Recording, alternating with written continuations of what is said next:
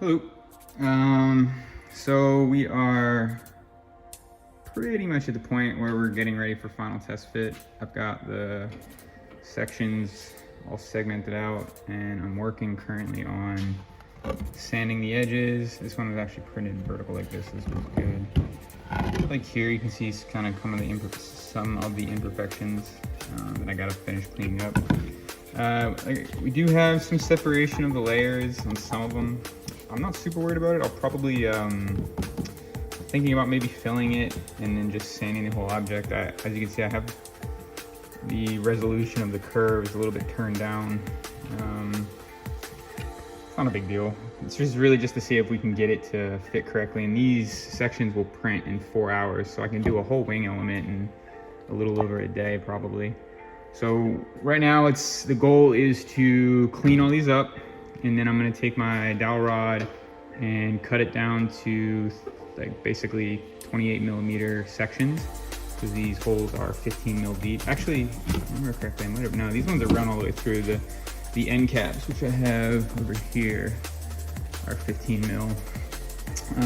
Small issue is that I've been going through so much plastic that I didn't use the same supplier for white, and you can sort of see that the colors are different. I'm actually kind of a fan of the new color. The resolution seems better somehow, even though it's the same exact slice. So I'm not sure how that came out, but yeah, so these are gonna get, like I have the one that's loaded. This one I have to clean up the holes and load in the nutserts.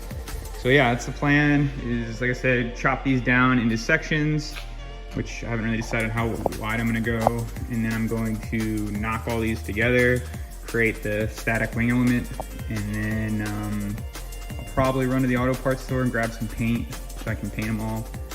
I think we're gonna do test fit tomorrow, but I'm not sure. So yeah, I'll get back with you when I've got some more to show. Okay, I've got the dowels cut. I'm gonna do 6 to start. I'm not gonna worry about the stanchions. I'm gonna chamfer the edges and then load them in and knock it all together and see how it holds. All right, I got the ends chamfered. This is just gonna help guide it and keep it from grabbing where I don't want it to. I've got the first one in, and I basically just have to go in and light tap it to bring it down to a height that's even. And then we'll see how well they come together, because the fitment is really tight to begin with. Actually, I should test that because I don't know. Let's see. I think these might end up being a little looser. Yeah, so I mean, it's basically a loose fit. And when I say loose, like I can still hold it and stuff, but if I pull on it, it'll separate pretty easily. We'll see. I mean, I'm not super worried about its ability to come apart. The only thing I'm worried about is, I mean, I don't think this is going to make a lot of downforce to begin with, but in the event that I'm wrong and it does actually, you know, pull some weight on the bottom, I don't want it to crack.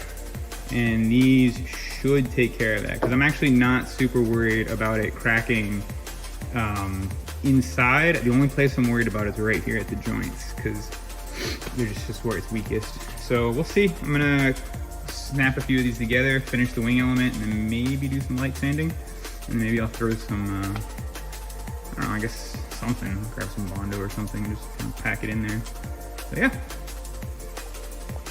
All right, I did run into a small issue that I can address with the design. So as I push these together, I find that the rods they're not coming together evenly. They kind of want to go into one or the other, which sort of negates any benefit. So I'm not struggling, but I have to be really careful to try to make sure that their rod is even here and here on the bottom, so that there's an equal amount of steel between the two. I could fix this just by putting like an end stop and then cutting these to length so that it sort of does the leveling for me, like it puts the right amount in there. I didn't do that because I wasn't sure how much steel I would need. So I'll probably just deal with it for now, and then if I find that there's no issues with the strength, I'll cap it at, I guess, 50 millimeters. So that way, or like 51. So then I can run a 100 millimeter rod. And at the absolute worst, there'll be 51 and 48 because it just won't have enough room to separate itself. So yeah, that's kind of a little notice spot. Hi. Okay, so I did some testing. We've got a few problem areas I got to figure out. For starters, and this one's pretty easy, at some point when I swapped the profiles from the wing element to the stanchion, I got mixed up somewhere, and where this is supposed to be 3/10 of a millimeter under this, so that'll be a nice slide fit. Somehow the one that I have on there, I checked it and it's 1/10 of a millimeter, and that's why the ends are not fitting into the female end of the wing stanchion. The other problem I have is the dowels that I designed. They work well going in, but when they go to mate, I guess either due to the lack of precision with the printer or just something with the design, they end up being wider than they're supposed to be. I can screw around with the design, and I think I will, just to see if I can get it closer. But ultimately, I think the problem lies in the fact that there's just lack of, perfect precision with the design. Like, I don't think I'm going to be able to get it right. If I can't, I do have a backup, and that's just heating up the dowel rods. As long as it's close and these things are above the flash point of the plastic, it'll work because it'll just melt the plastic. And the benefit of that is that when it cools, it'll, basically lock down onto the dowel pin, which is sort of what we want anyway. I have them hammered in right now, and as you can see, outside of the dowel pin, it just fell out. Like, this is no glue, no nothing. I mean, it's super strong, as far as at least its grip strength. And then the other problem I have is these guys. That's not good, especially if I'm actually going to try to run it. I mean, it's not that big of a deal, but the game is always to try to get it as perfect as possible. So I am going to redesign this, I think, with a miniature sleeve that when you push the pieces together, one side will just come over the recess. So instead of having a gap, the only thing you'll have is a seam line. It's still going to be there, but it'll be way, way, way less noticeable than a giant gap. And then I'm also going to screw around with the design to see if I can get rid of the separation. I might try turning the speed of the printer down. It's turned way up right now.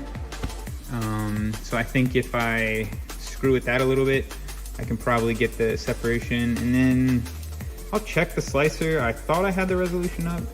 What's weird is, you can see that I don't fully understand this. This is the same slice, just different material.